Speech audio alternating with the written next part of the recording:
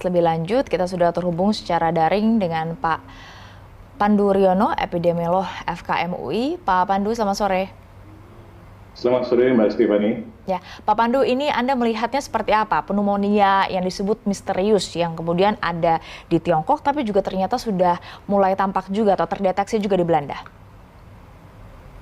Ya, jadi outbreak ini atau KLB pneumonia pada anak ya, khususnya pada anak, itu bisa saja terjadi karena memang ada banyak faktor yang mengaruhi. Mungkin karena perubahan iklim, cuaca, jadi transisi iklim atau masalah lain yang kita masih misterius. Kenapa hanya terjadi di beberapa kota saja di Beijing dan ke Cina Utara, dan kemudian dilaporkan juga sudah mulai di negara Belanda. Jadi ini sifatnya mengklaster, mengelompok gitu kan. Jadi kalau yang outbreak itu pasti mengelompok. Dan penularan ini untungnya memang bukan karena suatu patogen baru atau virus baru yang sangat mudah menular gitu misalnya. Ini adalah bakteri yang mudah diobati dengan antibiotik dan tidak mudah menular. Nah, tetapi kok bisa terjadi banyak, itu selalu jadi pertanyaan. Karena mungkin anak ini mungkin dari usia pada mereka pada sekolah ya berkumpul bermain bersama jadi penularan. Nah ini yang menurut saya perlu diawasi bagaimana kalau ada anak yang sakit sebaiknya tidak sekolah atau tidak berkumpul dengan teman yang lain.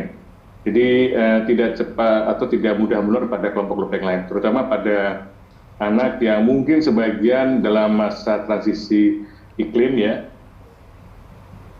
Misalnya perubahan cuaca itu biasanya daya tahan tubuhnya menurun, sehingga mudah kena penyakit.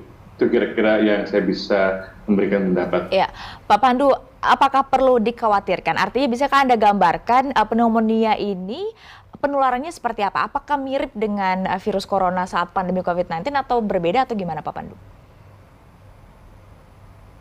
Ya, penularannya sama sebenarnya dari udara ya, terkontaminasi dengan droplet atau air liur atau ludah dari orang yang sakit. Jadi menyebar kalau kita bicara dan sebagainya. Jadi juga pencegahannya juga sebenarnya relatif mudah.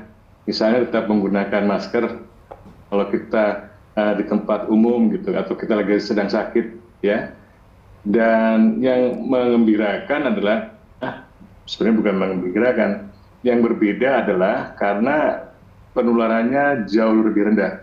Jadi daya tular dari bakteri yang diduga yang sekarang menyebabkan wabah ini tidak secepat atau tidak seganas COVID pada SARS-CoV-2 itu. Ya kan ini yang menurut saya perlu disikapi, jadi tidak perlu panik, tetapi kita perlu waspadai karena bagaimanapun anak sakit itu membuat kita semua jadi gelisah gitu kan.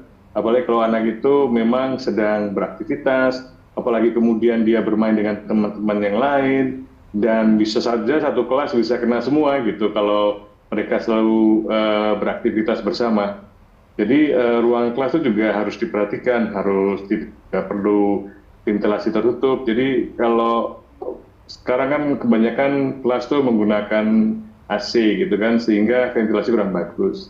Yang terbaik adalah dari pengalaman COVID adalah ventilasi yang baik. Kedua, ini juga kondisi polusi udara. Baik polusi yang disebabkan oleh asap kendaraan bermotor maupun pabrik, dan juga polusi udara karena kebiasaan orang tua atau banyak penduduk dewasa yang merokok.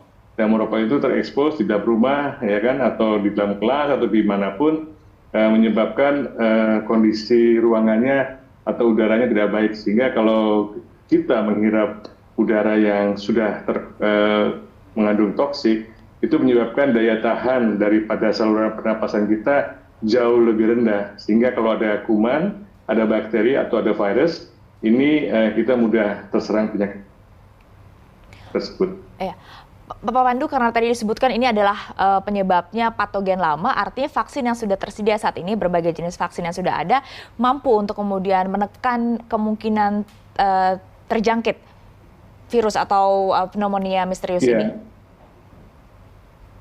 Ya, ini kan masih dikatakan misterius ya, karena tidak semua orang dengan radang paru sempat diperiksa penyebab patogennya apa, apakah bakteri gitu ya. Ternyata sebagian yang berhasil diperiksa itu adalah bakteri Mycoplasma tadi. Ya, karena ini yang menurut saya kita bisa atasi dengan mudah. Dan menurut saya sih tidak semua patogen itu tersedia vaksinnya.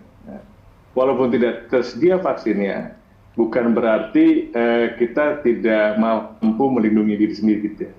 Yang paling penting adalah pertama, kalau anak menderita gangguan pernapasan, segera berobat dan tidak perlu sekolah, ya kan.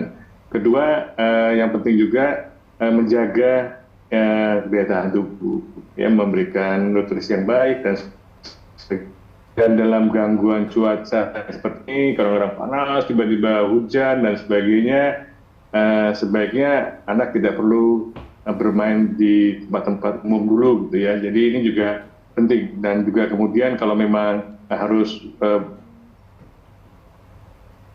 Ya, baik.